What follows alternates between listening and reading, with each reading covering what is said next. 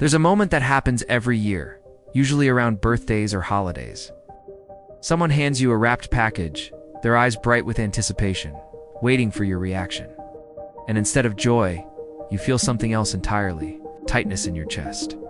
A wave of discomfort, an overwhelming urge to say you really shouldn't have. You accept the gift. Of course you smile, you say thank you, but inside, you're drowning in a sea of complicated emotions you can't quite name.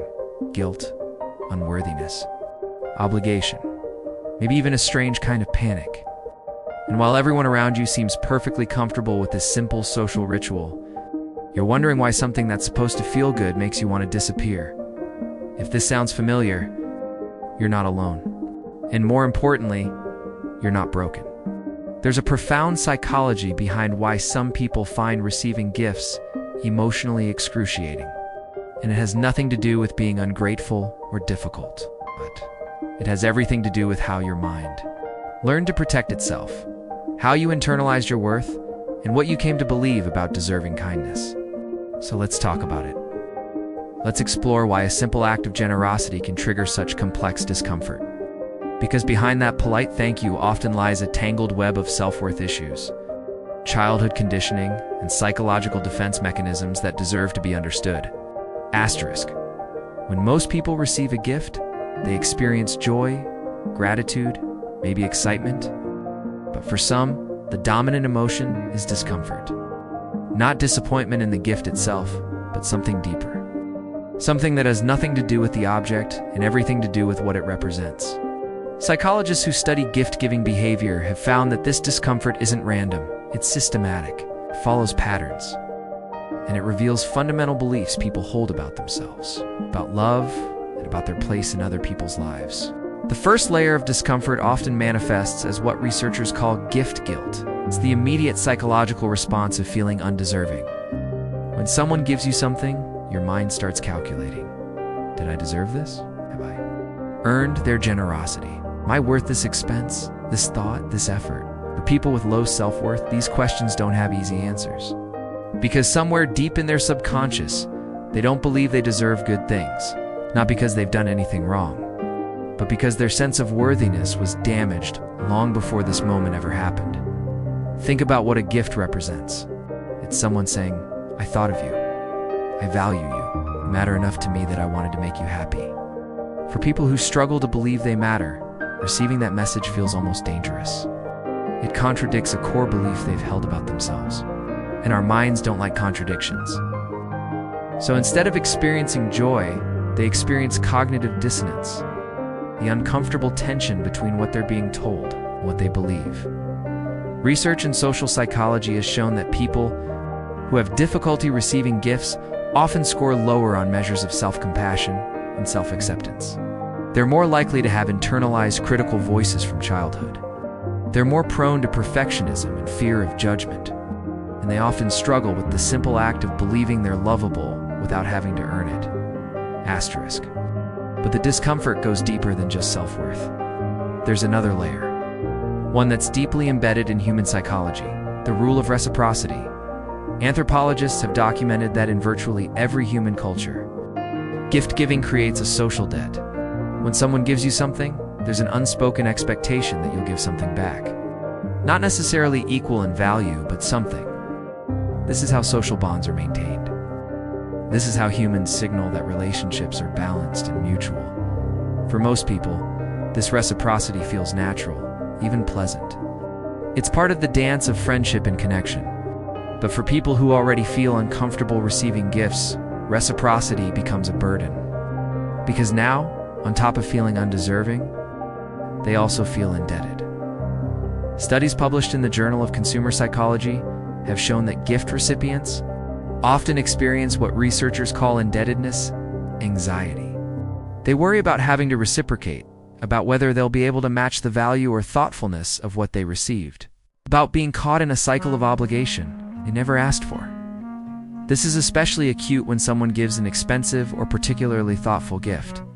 Instead of feeling honored, the recipient feels trapped. Their mind immediately starts racing.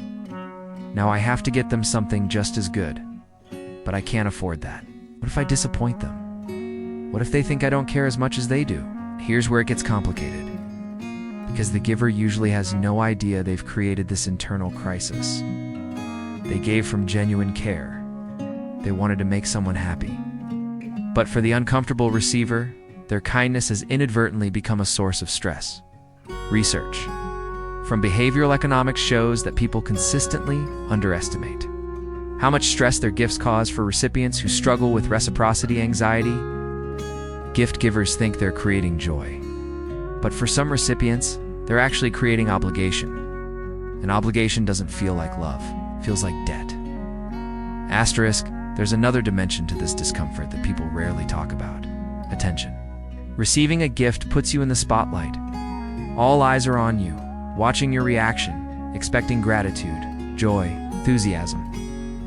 For people who prefer to stay invisible, this is torture. It's not because they're ungrateful, but because attention itself feels unsafe. Maybe they grew up learning that being noticed meant being criticized. Maybe they internalized the belief that they should take up as little space as possible. Maybe their nervous system learned early that visibility equals vulnerability. Psychologists call this the spotlight effect. And while most research focuses on how we overestimate how much others notice us, for gift recipients, the spotlight is very real. In that moment, everyone is noticing, everyone is watching. And for people who've learned to find safety in invisibility, that attention feels exposing.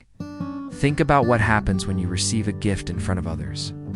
You have to open it. You have to react in real time. Can't hide your initial response. And if the gift triggers complicated emotions, if it makes you feel unworthy or obligated or overwhelmed, you still have to perform gratitude.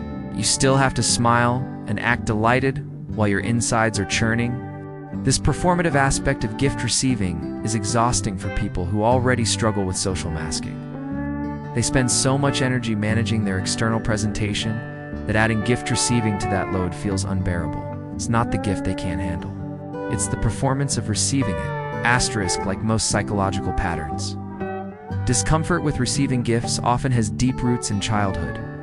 The way we learn to give and receive love shapes how we experience it as adults. And for many people who struggle with gifts, their early experiences taught them that receiving came with conditions. Maybe gifts in their household were conditional. You got presents when you achieved something, when you were good, when you met expectations. Never just because you existed, never just because you were loved. Over time, this creates an association. Gifts equal achievement. And if you haven't achieved enough, you don't deserve gifts. Or perhaps the opposite was true. Maybe gifts were weaponized. Maybe a parent gave expensive presents and then used them as leverage. After everything I've given you, this is how you repay me? When gifts become tools of manipulation or control, children learn to associate receiving with owing, being trapped with strings attached. Some people grew up in homes where accepting help or kindness was seen as weakness, where self-sufficiency was prized above all else, where needing anything from anyone was shameful. These children become adults who can't comfortably receive anything, not just gifts, because their entire identity is built on not needing. And then there are those who grew up feeling like a burden. Maybe their family struggled financially. Maybe they learned early that their needs were too expensive, too inconvenient, too much. These children internalize the belief that they shouldn't ask for anything, shouldn't want anything, shouldn't accept anything, because they're already taking up too much. Developmental psychologists have found that attachment style plays a significant role in how adults handle receiving. People with anxious attachment often place heightened emotional significance on gifts, using them to measure love and security. People with avoidant attachment tend to feel uncomfortable with the intimacy gifts represent. And people with disorganized attachment might simultaneously crave and fear the generosity gifts symbolize. The truth is, by the time we're adults, our relationship with receiving is already deeply programmed. We're running scripts written decades ago, often by people who had their own complicated relationships with giving and receiving. And until we examine those scripts, we'll keep feeling uncomfortable every time someone tries to show us kindness. At its core, receiving a gift is an act of vulnerability. You have to let someone care about you. You have to accept that you matter to them. You have to allow yourself to be valued. For people who've learned to keep their hearts defended, this vulnerability feels dangerous. Accepting a gift means accepting that someone sees you, thinks about you, wants to make you happy. It means lowering the walls you've built around your worthiness. It means risking the possibility that maybe, just maybe, you deserve kindness. Brené Brown's research on vulnerability shows that people who struggle to receive are often the same people who give excessively. They're comfortable being the giver because it keeps them in control. They're the ones taking care of others, meeting needs, being generous. But flip that dynamic, and suddenly, they're out of control. Someone else is caring for them. Someone else is meeting their needs. And that feels unbearably vulnerable. There's also the fear of disappointment. Not disappointment in the gift, but fear of disappointing the giver with your reaction. What if you don't seem grateful enough? What if you can't hide your discomfort?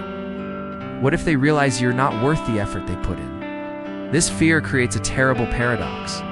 The more someone cares about the gift they're giving you, the more pressure you feel to react perfectly. And the more pressure you feel, the less authentic your reaction becomes. So you end up performing gratitude while feeling guilty about performing, which makes the whole experience even more exhausting. Psychologists found that people who struggle with perfectionism are particularly prone to gift-receiving discomfort because they apply their impossible standards not just to giving gifts, but to receiving them. They believe they need to respond perfectly, appreciate perfectly, reciprocate perfectly. And since perfection doesn't exist, they set themselves up for inevitable failure and shame. Asterisk. It's worth noting that discomfort with receiving gifts isn't purely individual psychology. Culture plays a significant role in shaping how we experience generosity.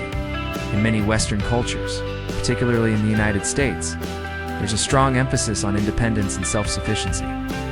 It's better to give than to receive isn't just a saying, it's a cultural value. People are praised for being givers, for being self-made, for not needing anything from anyone. This cultural messaging creates an environment where receiving can feel like admitting weakness or dependence, where accepting help might be seen as failure, where the ideal person is the one who gives endlessly, but never takes. In contrast, some Eastern cultures have more balanced perspectives on giving and receiving, viewing them as equally important parts of social harmony. The act of graciously receiving a gift is seen as honoring the giver, as maintaining the balance of the relationship. But even within cultures, there are gender dynamics at play. Research shows that women are often socialized to be uncomfortable with receiving, taught that their role is to nurture and give to others. Men, on the other hand, might struggle with receiving gifts that feel unmasculine or that challenge their self-reliance. These cultural scripts are powerful.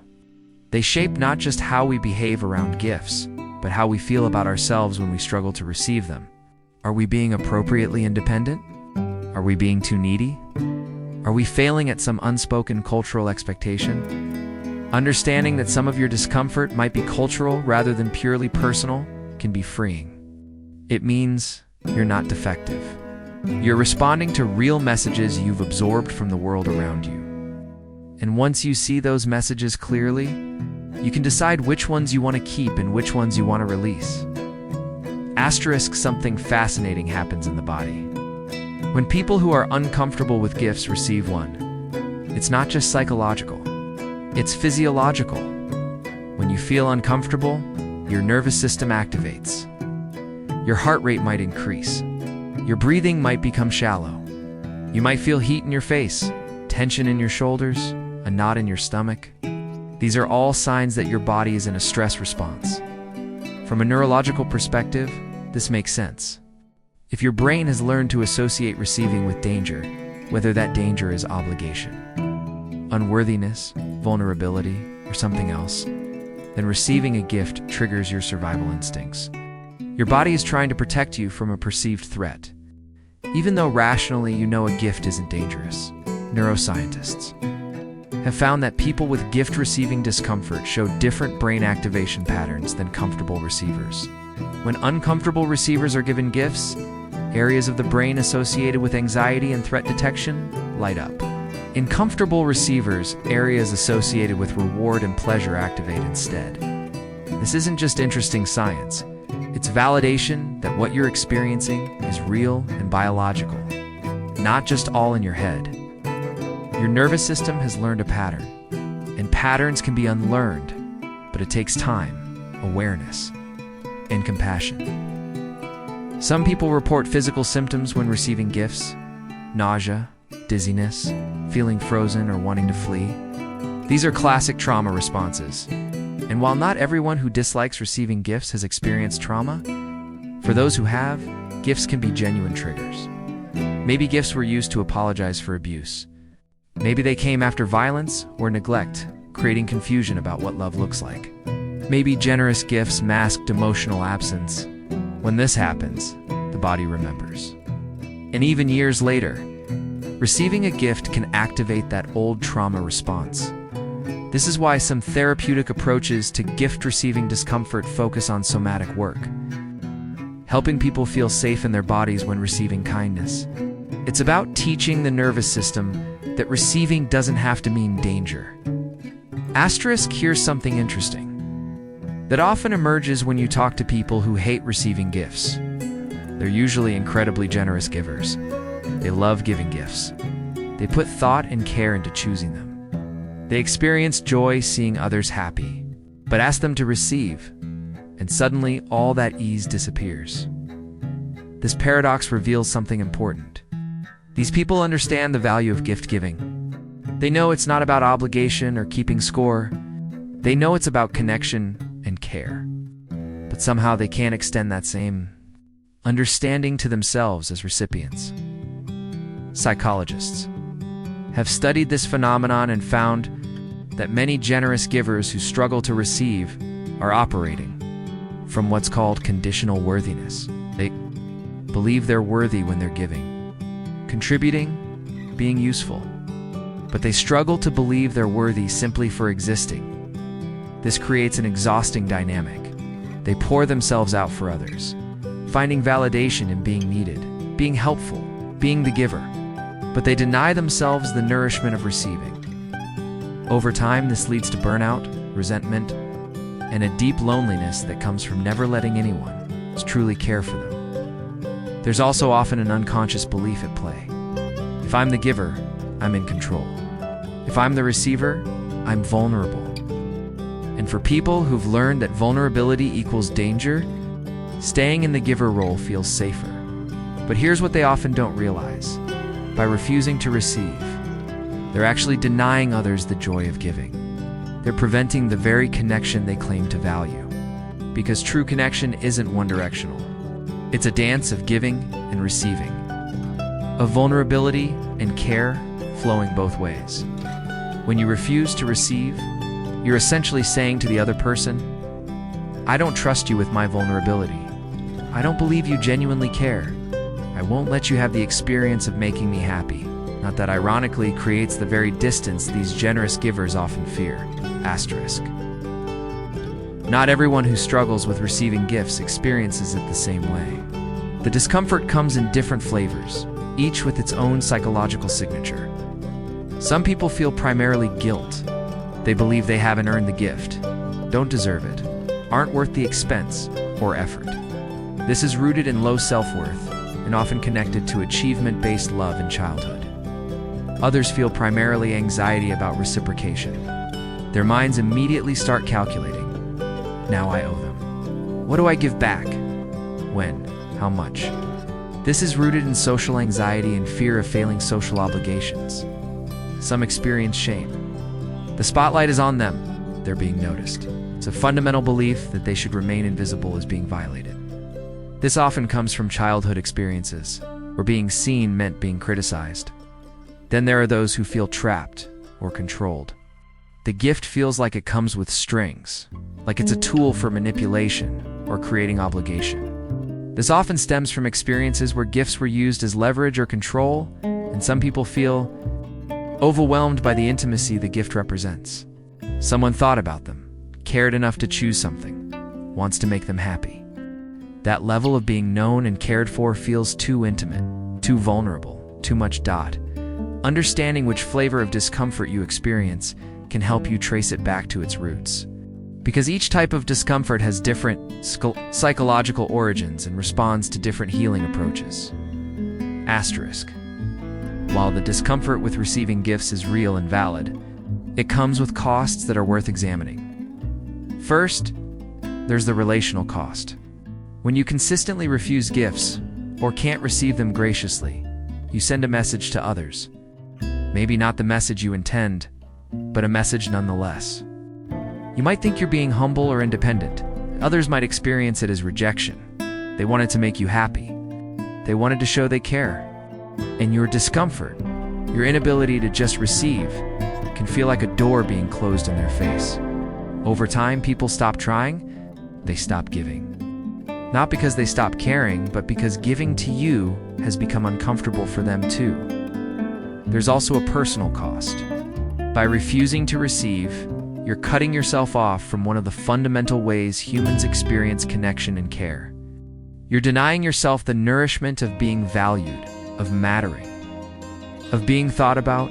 Research on well-being shows that people who can comfortably give and receive report higher life satisfaction, stronger relationships, and greater sense of belonging. The inability to receive doesn't protect you, it isolates you. And there's the cost of the pattern itself. Every time you feel uncomfortable receiving and push through it with gritted teeth, or reinforce the neural pathways that created the discomfort in the first place. Your brain learns receiving equals discomfort. And that lesson gets stronger with repetition. Some people develop elaborate avoidance strategies. They tell people not to get them gifts. They create rules around occasions. They deflect and minimize. And while these strategies might reduce immediate discomfort, they also prevent the very experiences that could help them heal their relationship with receiving. Asterisk, so what's the path forward? How do you move from discomfort to ease around receiving gifts? First, understand that this isn't about forcing yourself to like something you don't like. It's about understanding where the discomfort comes from and gently exploring whether those old beliefs still serve you. Start by noticing what happens in your body and mind when someone gives you a gift. Don't judge it. Just observe. What thoughts come up? What sensations do you feel? What old memories or beliefs surface? Then gently challenge those beliefs. If your mind says, "I don't deserve this," ask, "Why not? What would make me deserving? Do I apply these same standards to others?" Often, you'll find you're holding yourself to impossible standards you'd never impose on anyone else. Practice receiving in small ways. Start with compliments. When someone says something kind, resist the urge to deflect. Just say thank you and let it land. Notice the discomfort, breathe through it, and see that you can survive the vulnerability of being appreciated. Remember, receiving graciously is actually a gift to the giver. When you let someone make you happy, when you show genuine gratitude and delight, you're giving them the experience of successfully caring for someone they value. Your willingness to receive is itself generous. Work on your self-worth outside of gift-receiving contexts. If you struggle to believe you deserve good things, that's the deeper work. Gifts are just one manifestation. Therapy, journaling, self-compassion practices, whatever helps you build a more loving relationship with yourself will naturally ease your discomfort with receiving, and consider that maybe, just maybe, the discomfort with receiving is an invitation. An invitation to examine your beliefs about worthiness, about vulnerability, about connection. An invitation to practice trusting that you matter, that you're valued, that you're worth someone's time and thought and care. Because here's the truth, you are worthy of receiving. Not because you've earned it through achievement or giving, not because you've proven your value, but simply because you exist, because you matter to people, because your happiness matters, the ability to receive. Without guilt or obligation or performances, a skill. And like any skill, it can be learned. It might feel uncomfortable at first. Your old patterns will resist. But with practice and patience and self-compassion, you can learn to let kindness in. You can learn to say thank you and mean it. without the weight of unworthiness or obligation. You can learn to experience the joy of being thought about, cared for, valued. You can learn that receiving doesn't make you weak or needy or selfish. It makes you human. And maybe that's the ultimate gift you can give yourself. Permission to be human. Permission to need. Permission to matter. Permission to be cared for. Permission to receive. Because the world doesn't just need people who know how to give. It needs people who know how to receive. Who can model that accepting kindness doesn't diminish your strength? Who can show that vulnerability is actually courage? Who can demonstrate that being loved doesn't require earning it? So the next time someone hands you a gift and you feel that familiar wave of discomfort, take a breath. Feel your feet on the ground. Look the person in the eye. And try, just for a moment, to receive not just the object, but the message behind it. You matter. You're thought of. You're valued. Let that message land, even if it's uncomfortable, even if your mind protests, even if old wounds ache. Because somewhere beneath all that, discomfort is a part of you that's been waiting your whole life to hear those words and believe them. You matter. You're worthy. You deserve kindness. Not because of what you do or what you give or how you perform, but because you're you, and that's enough. That's always been enough. Maybe it's time to start receiving that truth.